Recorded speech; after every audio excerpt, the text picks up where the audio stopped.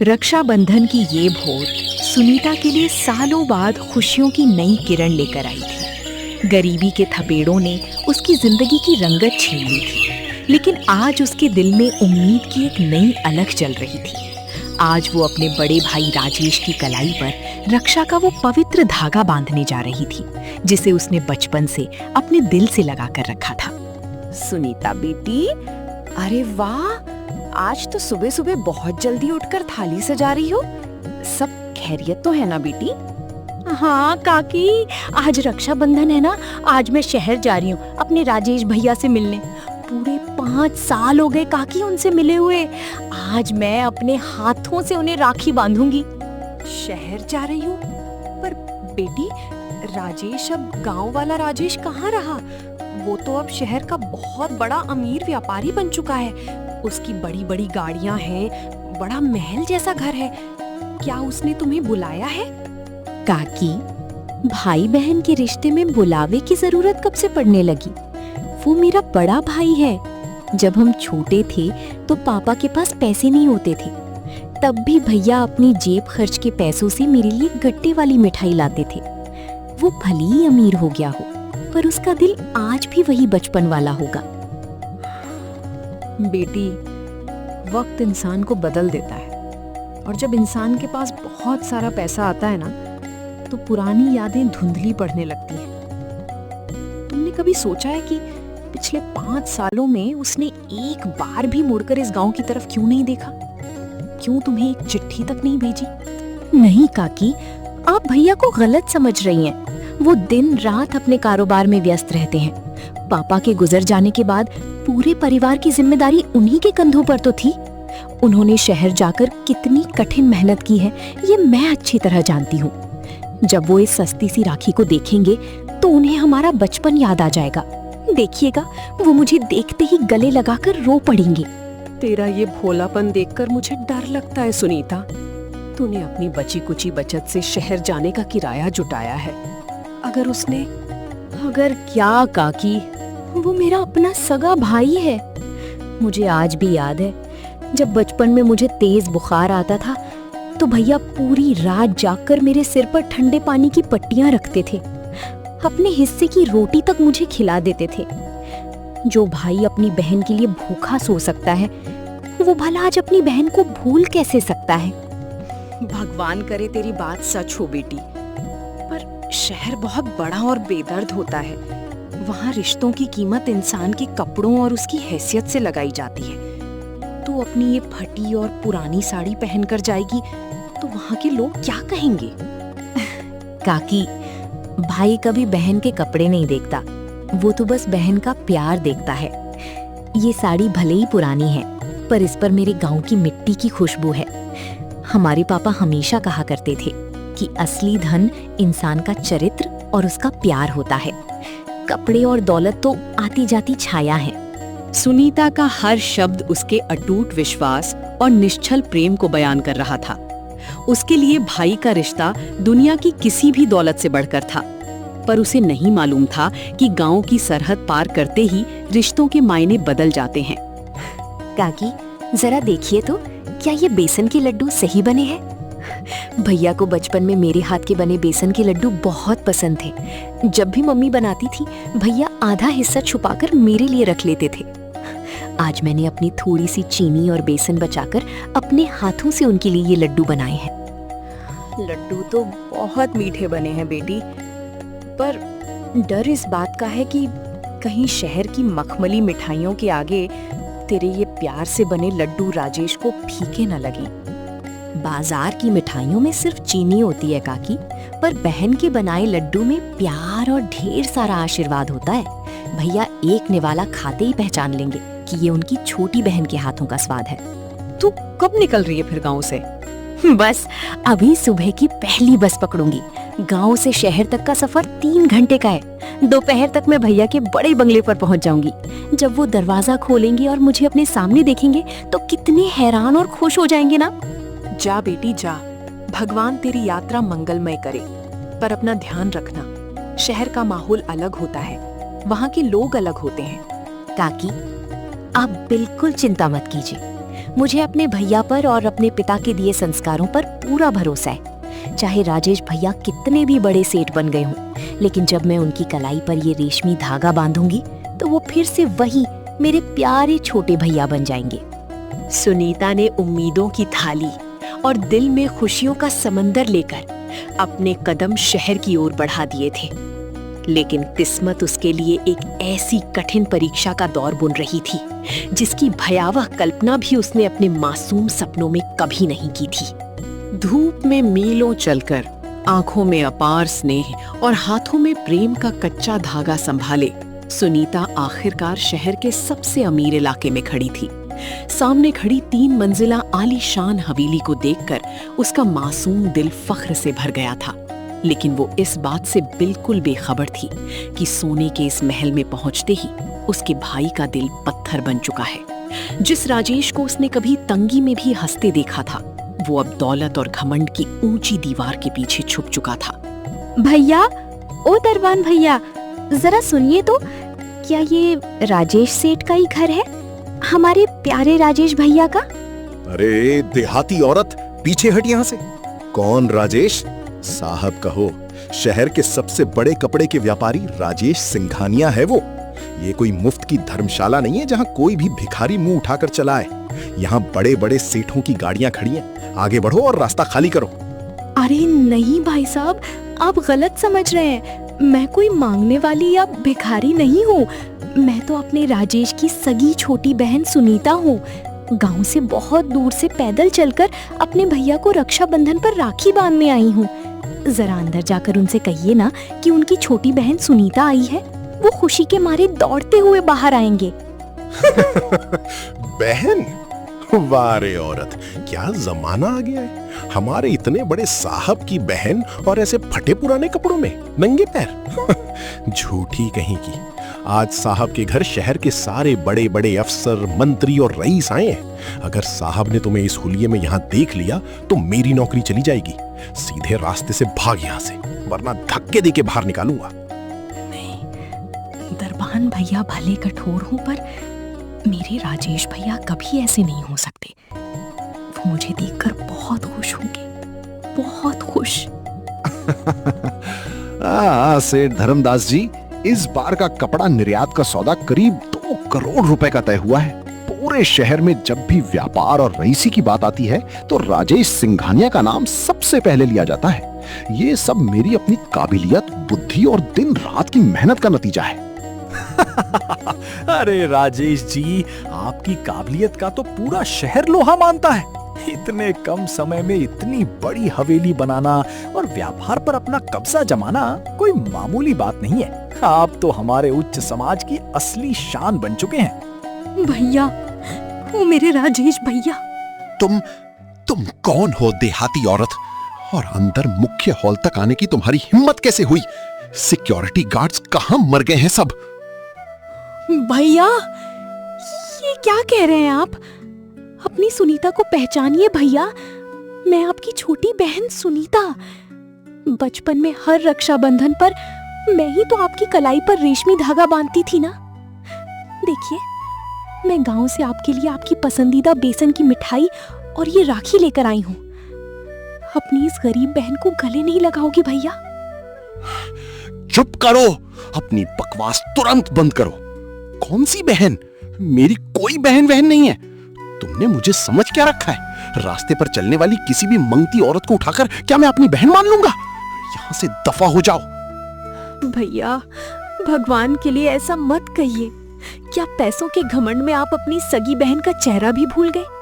याद कीजिए वो दिन जब बाबूजी के हाथों से बनी लकड़ी की गाड़ी के पीछे हम दोनों नंगे पैर भागा करते थे। क्या वो सारे दिन झूठे थे भैया? क्या बचपन का वो प्यार खत्म हो गया? सुनो औरत, मेरी इज्जत का यहाँ ढोल मत पीटो। शहर के इतने बड़े बड़े सेठ और रईस मेरे मेहमान बने खड़े हैं और तुम यहाँ फटे हाल कपड़ों में आकर मेरी नाक कटवा रही हो। तुम्हारी हिम्मत कैसे हुई मेरे महल में कदम रखने की? तुमने मेरी साख मिट्टी में मिला दी। भैया, मुझे आपकी धन दौलत, आपकी गाड़ियां या इस महल का एक तिनका भी नहीं चाहिए। मैं तो बस आपकी कलाई पर ये प्यार का धागा बांधकर आपके माथे पर कुमकुम का तिलक लगाने आई थी। क्या गरीबी इतनी बड़ी बीमारी बन गई है कि आपने अपने ही खून के रिश्ते को सरेआम नीलाम कर दिया? दरबान, कहां मर गए सब के सब। उठाकर फेंको इस औरत को हवेली से बाहर। अगर ये 2 मिनट और यहां रुकी तो तुम सबकी चमड़ी उधेड़ दूंगा। और सुनो औरत, आज के बाद अगर इस हवेली के आसपास भी तुम्हारी छाया दिखाई दी तो तुम्हें सीधे जेल की सलाखों के पीछे भिजवा दूंगा। भैया, आज बाबूजी की आत्मा स्वर्ग में रो रही होगी भैया। उन्होंने तुम्हें बड़ा सेठ बनाने के लिए अपनी पूरी जिंदगी कुर्बान कर दिया और आज तुमने अपनी सगी बहन को कबाड़ की तरह बाहर फेंक दिया। याद रखना भैया, ईश्वर तुम्हारे इस घमंड को कभी माफ नहीं करेगा। ये दौलत का नशा एक दिन जरूर टूटेगा। जिस भाई की कलाई पर प्यार की राखी बांधने सुनीता मीलों का कठिन सफर तय करके आई थी, उसी भाई ने दौलत की अंधी चमक में अंधे होकर उसे अपनी चौखट से धक्के मारकर निकाल दिया। सुनीता का दिल टूट चुका था और उसका स्वाभिमान तार तार हो गया था। रक्षाबंधन के इस पावन पर्व पर जहां खुशियां होनी चाहिए थी, वहां केवल एक लाचार बहन की सिसकियों का सन्नाटा गूंज रहा था। मिट्टी में मिली राखी के धागों को समेटते हुए सुनीता की आंखें दर्द और आंसुओं से धुंधला रही थीं। हे ईश्वर, मेरी भक्ति और प्रेम में कौन सी कमी रह गई थी? मैंने तो केवल अपने बड़े भैया की लंबी उम्र और खुशियों की दुआ मांगी थी। क्या कलाई पर रक्षा का धागा बांधने की इतनी बड़ी कीमत चुकानी पड़ती है? काश आज मेरे बाबूजी जीवित होते। बिटिया, ओ बिटिया सुनीता, जरा उठो, ये थोड़ा पानी पी लो। मुझसे तुम्हारा ये हाल देखा नहीं जाता बिटिया। रामू काका, आप क्यों बाहर आए? अगर आपके छोटे साहब यानी मेरे भैया ने देख लिया तो वे आपको भी इस बुढ़ापे में नौकरी से निकाल फेंकेंगे। आप अंदर चले जाइए काका, मुझे मेरे हाल पर छोड़ दीजिए। निकाल देने दो बिटिया, आज मुझे इस नौकरी और इस हवेली से घिन आ रही है। जिस राजेश को मैंने अपनी इन्हीं हाथों से खिलाकर बड़ा किया है, वो दौलत के नशे में इतना बड़ा राक्षस बन जाएगा, मैंने सपने में भी नहीं सोचा था। आज अगर तुम्हारे बाबूजी जिंदा होते तो उनकी आत्मा तड़प उठती। बाबूजी ने तो हमेशा कहा था कि भाई बहन का रिश्ता दुनिया का सबसे पवित्र रिश्ता होता है। लेकिन काका, इस विशाल महल के पत्थरों ने मेरे भैया के दिल को भी कठोर पत्थर बना दिया। उन्हें मेरी इस फटी साड़ी और गरीबी से बदबू आती है। उन्हें मेरी इस सस्ती राखी से नफरत है। दौलत का नशा बहुत बुरा होता है बिटिया। जब से ये आलीशान हवेली बनी है और शहर का बड़ा कारोबार राजेश साहब के हाथ लगा है, वे सब कुछ भूल चुके हैं। वे तो अपने स्वर्गीय पिता के त्याग और बलिदान को भी भूल गए। त्याग? कैसा त्याग काका? बाबूजी ने तो गांव में हमेशा यही बताया था कि उन्होंने अपनी मेहनत की कमाई से भैया को शहर पढ़ने भेजा था। क्या बाबूजी ने कुछ और भी छिपाया था? सच्चाई उस कहानी से कहीं ज्यादा कड़वी और दर्दनाक है बिटिया। लेकिन छोड़ो, चलो मैं तुम्हें स्टेशन तक छोड़ाता हूँ। नहीं काका, अब मुझे किसी के सहारे या भीख की जरूरत नहीं है। मैं अपने बाबूजी के दिए संस्कारों के साथ ही अपनी झोपड़ी में वापस लौट जाऊंगी। काका, वो बाहरी खंभे के कोने में क्या टंग रहा है? वो तो बाबूजी की। हाँ बिटिया, वो तुम्हारे स्वर्गीय पिता शिवनाथ जी की तस्वीर है। जब ये नई हवेली बनी थी, तब राजेश साहब ने बाबूजी की इस पुरानी और साधारण तस्वीर को हवेली के अंदर रखने से साफ मना कर दिया था। उन्होंने कहा था कि इस पुरानी तस्वीर से उनके आलीशान ड्राइंग रूम की सुंदरता खराब होती।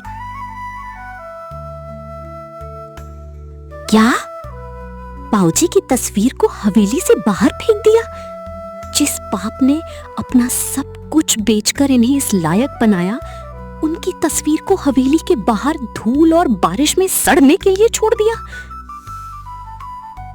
बाबूजी, देखिए ना बाबूजी, आपका लाडला बेटा कितना बड़ा सेठ बन गया है। उसने आपकी इस अभागन बेटी को दुत्कार कर भगा दिया और आपको भी इस घर की चौखट के बाहर ला खड़ा किया। आप क्यों चले गए बाबूजी? हमें इस निर्दयी दुनिया में अकेला छोड़कर क्यों चले गए? शांत हो जाओ बिटिया, अपने आप को संभालो। बाबूजी का आशीर्वाद हमेशा तुम्हारे साथ है। काका, जरा यहाँ देखिए, इस पुरानी तस्वीर के पीछे फ्रेम में कुछ दबा हुआ है। ये कोई पुराना कागज है। कागज? मुझे तो इसके बारे में कुछ नहीं पता बिटिया। बाबूजी जब अपने अंतिम दिनों में बीमार थे तब वे घंटों इस बाहरी चबूतरे पर बैठकर इस तस्वीर को सहलाते रहते थे। शायद उन्होंने ही यहाँ कुछ छिपा कर रखा होगा। इस कागज पर बाबूजी की लिखावट है काका, और नीचे सरकारी मुहर भी लगी हुई है। ये तो कोर्ट का कोई कानूनी दस्तावेज लगता है। कानूनी दस्तावेज? बिटिया पढ़ो तो सही, इसमें बाबूजी ने क्या लिखा है? ये तो बाबूजी की अंतिम वसीयत है काका। इसमें लिखा है, मैं शिवनाथ पूरी होश हवास में ये घोषणा करता हूँ कि मेरी संपत्ति, गांव का घर और राजेश द्वारा शहर में खड़े किए गए इस पूरे व्यापार पर मेरे बेटे राजेश और मेरी बेटी सुनीता का आधा आधा बराबर का कानूनी हक होगा। क्या? पूरी संपत्ति पर तुम्हारा भी आधा हक? लेकिन राजेश साहब तो सबको यही बताते थे कि बाबूजी ने मरने से पहले अपनी सारी जायदाद उनके अकेले के नाम कर दी थी। काका, यहाँ नीचे कुछ और भी लिखा है। बाबूजी ने लिखा है, राजेश को शहर का बड़ा व्यापारी बनाने के लिए मैंने अपनी पूर्वजों की अंतिम जमीन गिरवी नहीं रखी थी, बल्कि हे भगवान, ये क्या लिखा है? ये तो भयानक सच है। क्या लिखा है बिटिया? आगे पढ़ो। ऐसा कौन सा कड़वा रहस्य छिपा इस कागज में? बाबूजी ने भैया को अमीर बनाने के लिए अपनी दोनों किडनियां और गांव की पूरी जमीन बेच दी थी। रामू, तुम इस वक्त बाहर इस भिखारी औरत के साथ क्या कर रहे हो? और ये औरत अभी तक मेरे घर के दरवाजे पर खड़ी होकर क्या षड्यंत्र रच रही है?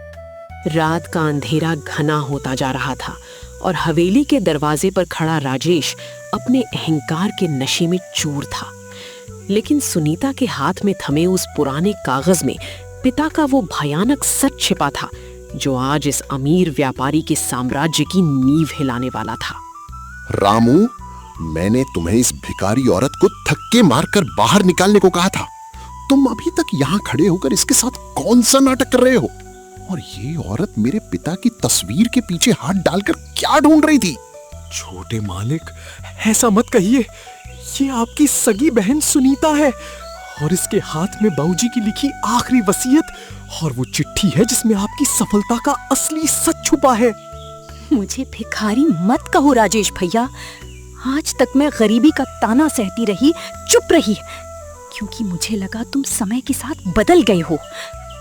पर बाबूजी की ये चिट्ठी, ये तुम्हारे इस आलीशान महल की हर एक ईंट का सच बयान कर रही है। सच? कैसा सच? बाबूजी ने मुझे शहर भेजा, व्यापार करने के लिए पैसे दिए। उन्होंने अपनी मर्जी से अपनी जमीन बेची ताकि मैं बड़ा आदमी बन सकूं। इसमें कौन सा नया सच निकल आया? अपनी मर्जी से? नहीं भैया, बाबूजी ने अपनी मर्जी से नहीं, बल्कि तुम्हारी नादानियों और तुम्हारी जिद को बचाने के लिए सब कुछ न्यौछावर किया था। सुनो, बाबूजी ने अपने हाथों से क्या लिखा है। मेरी प्यारी बेटी सुनीता, जब राजेश शहर गया था तो उसने व्यापार में जल्दबाजी में बहुत बड़ा घाटा कर लिया था। शहर के बड़े साहूकारों ने उसे जेल भेजने की धमकी दी थी और उसके पास 5 लाख रुपए चुकाने का कोई रास्ता नहीं था। उस रात राजेश ने मुझे फोन करके रोते हुए अपनी जान देने की धमकी दी थी। ये सब तुम्हें कैसे पता? बाबूजी ने तुमसे ये सब कहा था? नहीं भैया, बाबूजी ने अपनी अंतिम सांसों तक मुझसे ये सच छिपाया था। पर इस चिट्ठी में उन्होंने लिखा है कि तुम्हें जेल से बचाने और तुम्हें शहर का बड़ा व्यापारी बनाने के लिए उन्होंने गांव की अपनी सारी पुश्तैनी जमीन कौड़ियों के भाव बेच दी थी। राजेश के चेहरे की हवाइयां उड़ने लगी।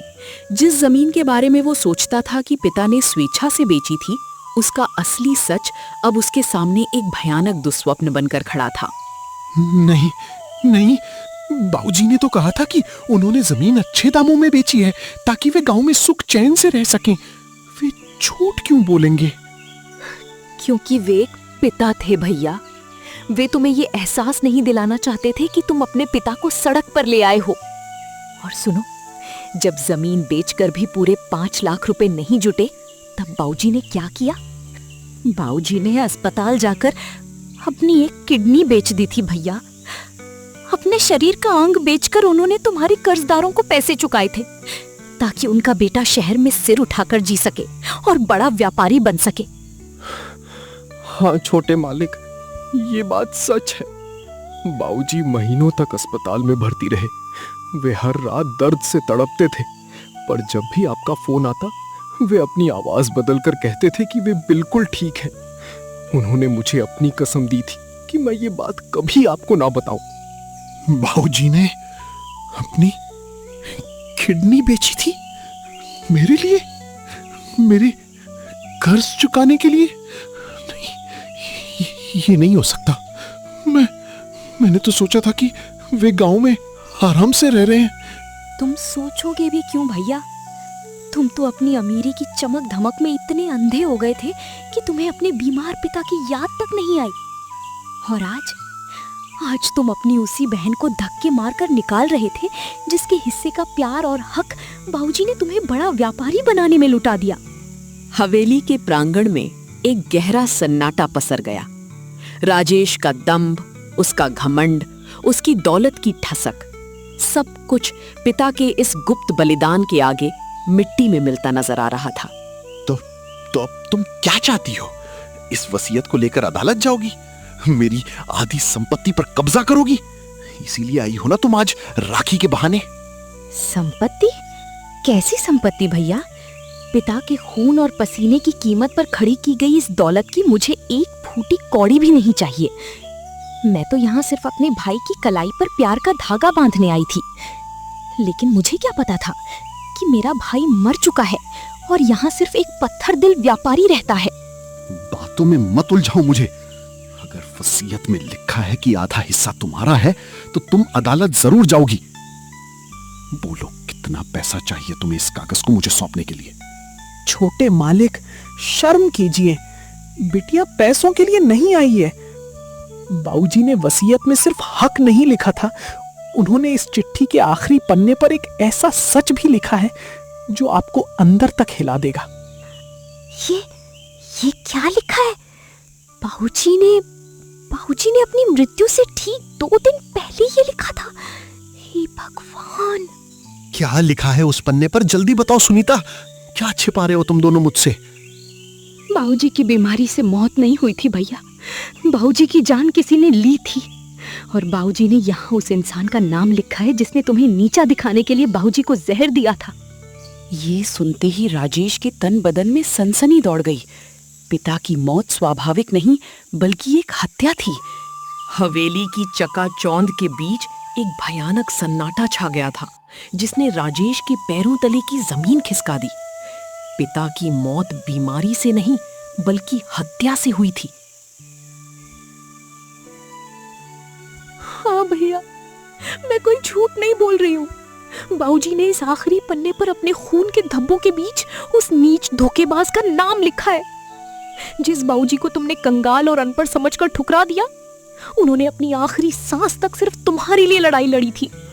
चुप करो सुनीता, बहुत हो गया तुम्हारा ये घटिया नाटक। तुम इस झूठे कागज का सहारा लेकर मुझे डराने की कोशिश कर रही हो। पहले तुमने वसीयत के नाम पर आधे हिस्से का नाटक रचा, और अब ये मर्डर की मनगढ़ंत कहानी सुना रही हो। तुम्हें क्या लगता है मैं तुम्हारी इस झूठी हमदर्दी के जाल में फंस जाऊंगा? तुरंत बाहर निकलो मेरे घर से। मैं कहीं नहीं जाऊंगी भैया। आज तुम्हें ये कड़वा सच सुनना ही पड़ेगा। तुम मुझे जितना चाहे जलील कर लो, मार लो, पर बाबूजी की इस आखिरी तड़प को तुम्हें पढ़ना ही होगा। ये देखो, पढ़ो इसे अपनी इन घमंडी आंखों से।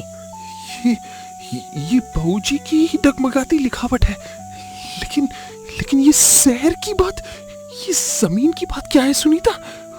पढ़ो भैया, जोर से पढ़ो, ताकि तुम्हारी ये धन दौलत और घमंड का खोखला महल भी सुन सके इसमें साफ लिखा है कि जब तुम्हें शहर में अपना पहला बड़ा कारोबार शुरू करना था तब तुम्हारे पास 1 रुपया भी नहीं था। तुमने बैंक से बड़ा कर्ज लिया था और अगर वो कर्ज वक्त पर ना चुकाया जाता तो तुम उसी दिन सड़क पर आ जाते। नहीं, ये झूठ है। मुझे तो एक अनजान सेठ ने आकर पैसा दिया था। उसने मुझसे कहा था कि वो मेरी काबिलियत पर दांव लगा रहा है और मुझे अपनी मेहनत पर भरोसा रखना चाहिए।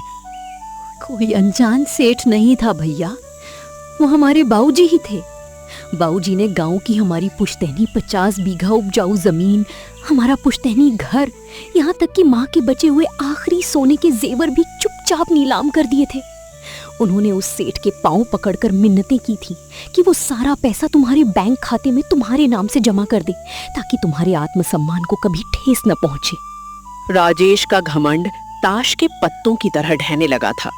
जिस बहन को वो दुत्कार रहा था उसी के हाथों में पिता के महान त्याग का ऐसा सबूत था जिसने उसकी आत्मा को हिला कर रख दिया। बाबूजी ने अपनी पूरी जमीन बेच दी थी। उन्होंने अपनी पूरी जिंदगी की गाढ़ी कमाई मेरे लिए दांव पर लगा दी और मुझे कभी जताया तक नहीं। पर अगर उन्होंने सब बेच दिया था तो फिर बाबूजी की जान किसने ली? यहाँ किस कातिल का नाम लिखा है सुनीता? आगे पढ़ो भैया। बाऊजी ने लिखा है कि जब गांव के उस लालची साहूकार को पता चला कि बाऊजी के पास जमीन बेचने की आखिरी किश्त का पैसा आया है तो उसने बाऊजी को धमकाया। बाऊजी ने वो पैसा तुम्हें भेजने से मना नहीं किया तो उस दरिंदे ने बाऊजी के दवा वाले काढ़े में जहर मिला दिया। बाऊजी जानते थे कि उनके पास बहुत कम समय बचा है, इसीलिए उन्होंने तड़पते हुए ये खत अपने खून से लिखा था। साहूकार दयाराम, वही दयाराम जो आज शहर में मेरा सबसे बड़ा बिजनेस पार्टनर बना बैठा है, जिसने मुझे बाबूजी की बीमारी से मौत की झूठी खबर दी थी। हाँ भैया, वही दयाराम। उसने बाऊजी को मार डाला और तुम्हें ये विश्वास दिला दिया कि बाऊजी गरीबी से मरे हैं ताकि तुम गांव कभी वापस ना आओ और अपनी बहन का सामना ना कर सको। बाऊजी ने अपनी आखिरी सांस में लिखा है, राजेश और सुनीता को मिलाकर रखना। मेरी जमीन तो बिक गई पर मेरा परिवार मत टूटने देना। ये मैंने क्या कर दिया? हे भगवान, ये मैंने क्या कर दिया? बाबूजी ने मेरे लिए अपनी जान दे दी और मैं यहां उनकी बनाई दौलत पर बैठकर अपनी ही बहन को दुत्कार रहा था। सुनीता, मुझे मार डाल सुनीता। मैं इस काबिल भी नहीं हूं कि तू मुझे अपना भाई कह सके। मैं यहाँ तुमसे बदला लेने नहीं आई थी भैया, ना ही मुझे इस वसीयत के आधे हिस्से की भीख चाहिए। मैं तो बस तुम्हें तुम्हारे असली बाऊजी से मिलाने आई थी, उस भाई को जगाने आई थी जो इस पैसे की अंधी चमक में भटक गया था। नहीं सुनीता, ये दौलत मेरी नहीं है, ये सब बाबूजी के त्याग का फल है। ये तेरा हक है। मुझे माफ कर दे बहन। मैं उस दयाराम को कभी नहीं छोड़ूंगा। उसने मेरी पिता की जान ली और मुझे अपनी बहन का गुनहगार बना दिया। भाई बहन के इस भावुक मिलन ने हवेली के माहौल को आंसुओं से भिगो दिया। लेकिन ये खौफनाक मोड़ यहीं खत्म नहीं हुआ। दरवाजे पर खड़े साहूकार दयाराम की बंदूक सीधे राजेश पर तनी हुई थी। बहुत अच्छा नाटक चल रहा था भाई बहन का, लेकिन अफसोस राजेश, जो राज तेरे पिता के साथ दफन हो जाना चाहिए था वो आज बाहर आ गया। अब जब तुम दोनों सच जान ही चुके हो तो तुम दोनों को भी अपने बाऊजी के पास भेजने का वक्त आ गया है। दयाराम का खौफनाक चेहरा और तनी हुई बंदूक। राजेश अचानक पिता के त्याग और अपनी गलती के एहसास से जाग उठा था। दयाराम, तूने मेरे मासूम पिता को धोखा दिया, उनकी जान ली और मुझे मेरी ही बहन के खिलाफ भड़काया। अब अगर तुझे गोली चलानी है तो चला, पहले मेरे सीने के पार उतार, लेकिन मेरी बहन पर आंच भी नहीं आने दूंगा। बहुत बड़ा शूरवीर बन रहा है राजेश, लेकिन ये शहर पैसों और मेरी ताकत से चलता है। आज तुम दोनों भाई बहन इस हवेली से जिंदा बाहर नहीं जाओगे। तुम्हारे पिता का सच तुम्हारे साथ ही इस मिट्टी में दफन हो जाएगा। भैया नहीं, आप आगे मत आओ। दयाराम, तुझे भगवान कभी माफ नहीं करेगा। तूने हमारे हंसते खेलते परिवार को बर्बाद कर दिया। भगवान बाद में न्याय करेगा, पहले मैं तुम्हारा काम तमाम करता हूं। अपनी बंदूक नीचे फेंक दो दयाराम। तुम्हारे सारे काले कारनामों का पर्दाफाश हो चुका है। पुलिस ने तुम्हें चारों तरफ से घेर लिया है। नहीं, ये मेरी हवेली है, ये दौलत मेरी है, तुम मेरा कुछ नहीं बिगाड़ सकते। छोड़ो मुझे राजेश, मैं तुझे बर्बाद कर दूंगा, छोड़ो मुझे। दयाराम के घसीटे जाने के बाद हवेली में एक गहरा सन्नाटा छा गया। वो सन्नाटा सिर्फ शांति का नहीं, बल्कि राजेश के भीतर टूटते हुए अहंकार और भयानक पछतावे का था। सुनीता, मुझे माफ कर दे मेरी बहन। मैं कितना नीच, कितना अंधा और पापी निकला। जिस बाप ने मुझे काबिल बनाने के लिए अपनी सांसें गिरवी रख दी, मैं उनके त्याग को भूल गया।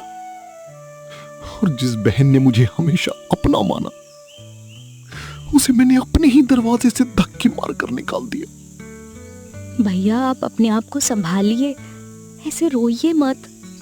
नहीं सुनीता, मुझे मत रोक। मैं इस काबिल भी नहीं हूं कि तू मुझे भाई कहे। मैंने तुझे गरीब समझा, तेरे मैले कपड़ों का मजाक उड़ाया, तेरी सादी राखी को कचरा कहा। लेकिन हकीकत तो यह है कि गरीब मैं था, दिल से, सोच से और संस्कारों से। ये हवेली, ये दौलत, ये चमक धमक सब झूठी है।